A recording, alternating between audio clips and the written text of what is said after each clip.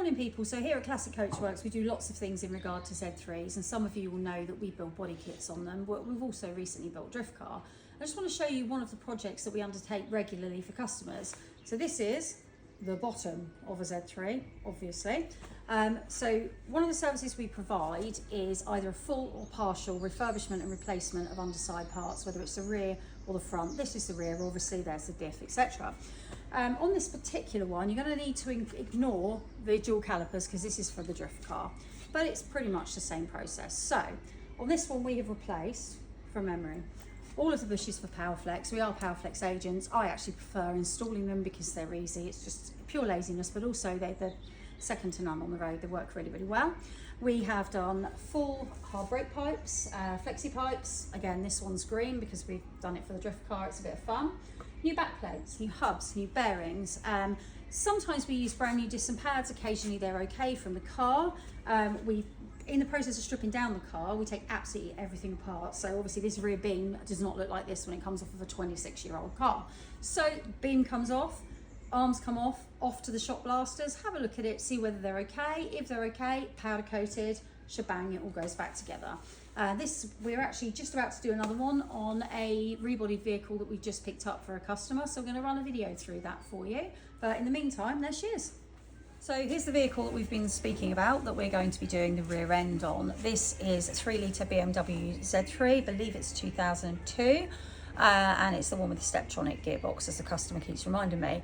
So generally what we try to do is, before we put a pretty kit car body on and lots of nice paint, we try to do the underside beforehand. Doesn't always work out that way, and this customer's decided, the car's just come back from paint, it's beautiful, so we've got to be really, really careful, but he's decided he wants the underside done. We've already had the exhaust done as well, but thankfully the mountings are quite simple to split back out and put back on.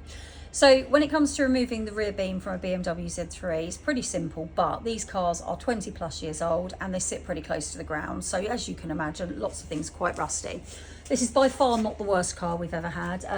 Fuel tank strap's a little bit tatty, but it's not horrible, and general rust and general dirt, but actually it's in pretty good condition.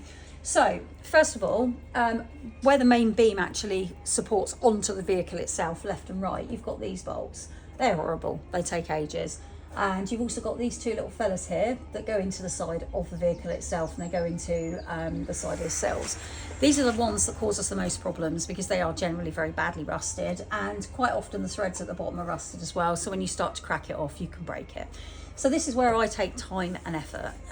Basically heat, spray, and a combination of both, but sometimes over a period of many, many days. Now on this side, I have to be super careful with heat because this here is fuel tank. Well, no, sorry, there is a fuel tank. So as you can imagine, it's obviously needing to be really, really careful, but you can still use heat and it does make a massive difference. So the next thing that you have to do is, we've got a massive bolt that runs up that holds the diff onto the vehicle itself. That has to come out.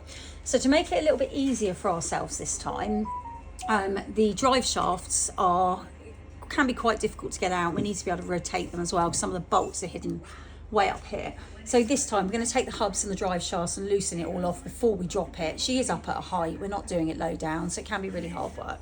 So the more work we can do while she's on the ramp, the better. The other things that are going to need to be done is the shocks are going to need to be removed. This is really, really simple. You want to just pop them off, it's from here. If you want to take them off completely because you're replacing the shocks, we, for example, bit of a sales pitch here. We're BC Racing coilover agents, so sometimes we do that. You've got up under the rear of the car, where the hood goes down effectively on a Z3, you've got a couple of bolts, and it's really simple to change the shocks. It's pull them down, pull them out, job done.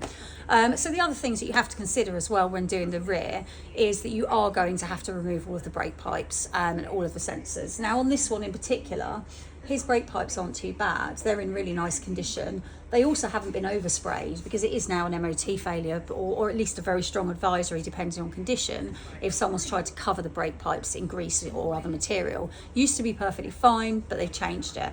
So it's a good opportunity to change all of those hard brake pipes as well. And I actually really like making brake pipes up because I'm a bit strange. So you've got that, you've got the odd sensor and bits and pieces, but that's basically it.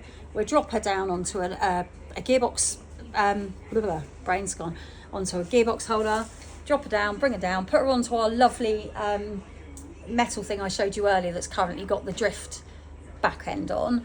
and then work on her there and get her to a lovely point, and then she's straight back up. But again, it's not a horrible job. It is if you're doing it at home, but it's not a horrible job on a ramp, but there are an awful lot of things to be disconnected. But we're going to run you through that anyway as we do the build, and if anyone has any questions, please ask. So here we are now on my least favourite part of the rear disassembly. I've been taking out the hub nut retaining clip the other side, and Jesus Christ, this side didn't have one in. Worrying, but it is what it is. This is a slide hammer, and this is how we get them out. Now there's a reason I'm doing this up high today, and that is because it's a little bit easier to do it when it's on the car than it is when it's on the floor, and I swear less. So slide hammers are really, really simple. Watch. We bolt it on, and you are literally putting the energy. As you're doing that, it's pulling the hub out, as you can see. So at some point, it's going to fall out, and I'm going to have to catch it, or I'm going to hurt myself.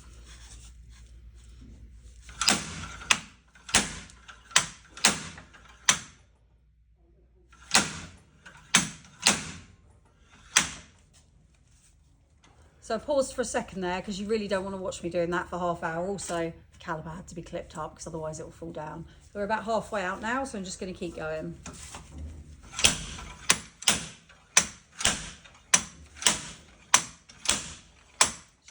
She's coming. Catch it on time. And there she is. Oh, there you go. So here we are, the Meccano result at the end of stripping down the back of this lovely Z3 here for our customer. It's a really funny old world, because sometimes the things that we think are going to cause us a challenge, like the two main bolts, the side bolts I mentioned previously, and the diff bolt, were actually okay. The things that looked okay, such as the hard brake pipes and the, as you can see, the rear brake covers, are absolutely shot. The brake pipes themselves looked okay in essence, but all the connectors were completely rusted and there was no way of getting them off. So we are going to have to do a lot more work than we thought we were. But it does mean that obviously his vehicle is roadworthy, and it future-proofs it for the next sort of 5 to 10 years. So there we are. These are the bits and pieces ready to be taken off, to be shot blasted and powder coated. We haven't done the most descriptive video this time, and there hasn't been a time lapse or anything, just because we've been working so hard. But it just gives you an idea. This is the disassembly mode. So when we come to put everything back together, we'll do a full video and a full description for you.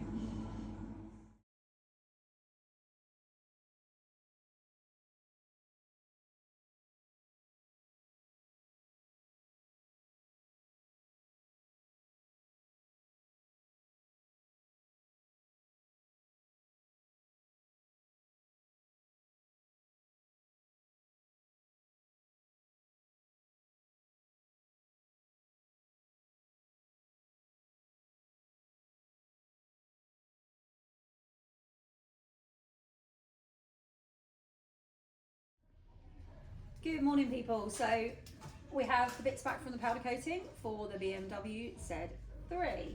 I get that powder coating is not everybody's cup of tea, so you can make as many comments as you like, but we do actually occasionally sit there and I will clean everything up, shot blast it and hand paint, but that does take a lot more time. So most of our customers, for ease, for time and money wise, go for the powder coating option, which is quick and simple. So as you can see, they've actually cleaned up really well. These arms in particular, we didn't even need any zinc repairs on, so they're pretty good. The car was pretty rotten underneath, but the actual main components were pretty good. We've started to fit the PowerFlex bushes in here, and I'm going to show you why I like PowerFlex so much, because they are so simple. So final bush assembly on the lower rear arm of BMW Z3. Have a look at these two little fellas. The bigger one goes on the outside. Simple as that. No more trying to push a camel through the eye of a needle. Okay. Do use the PowerFlex assembly grease because it is very good. You'll get so far, but you will need a clamp for the rest. So, because it is a case of getting past the resistance of that second one, and I've lost my clamp. There's a clamp.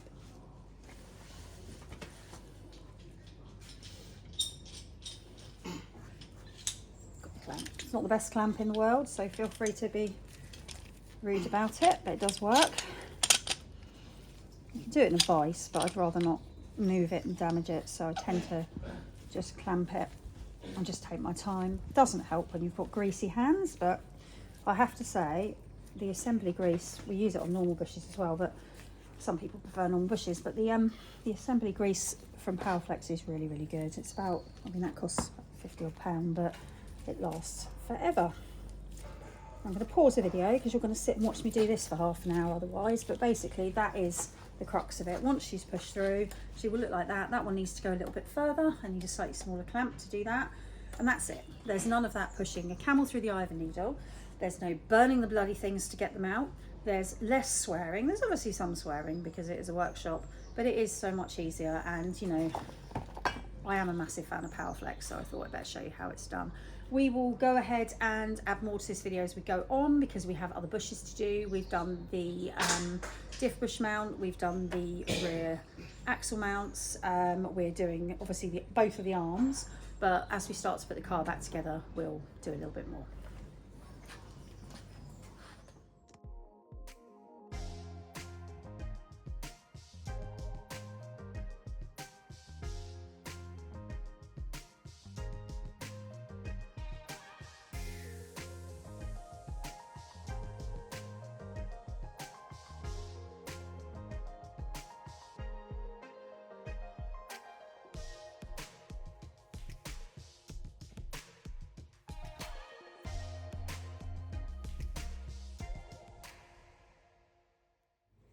So there we are. We're all a bit new to this YouTube thing, but we're trying our best, so any comments would be helpful. So our chap's car is all back together, as you know, and in the words of Looney Tunes, because I'm not Penelope Pitstop today, that's all, folks. Please like, subscribe, all the usual stuff, and help us to show people how to do this at home and save themselves some money.